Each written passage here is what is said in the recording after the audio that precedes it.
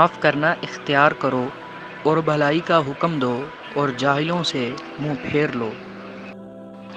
اللہ کسی جان کو اس کی برداشت سے زیادہ تکلیف نہیں دیتا۔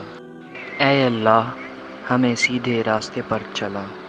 اے محمد اعلان فرما دیجئے قرآن مومنوں کے لیے ہدایت اور شفا ہے۔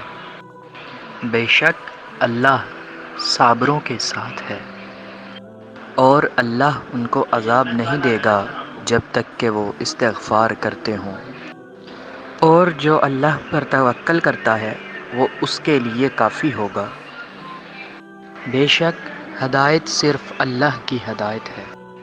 اللہ کا شکر ہے جو تمام جہانوں کا رب ہے۔ ہم جس پر چاہتے ہیں اپنا فضل نازل کرتے ہیں، اور ہم نیکی کرنے والوں کو بدلہ دینے میں کوتاہی نہیں کرتے۔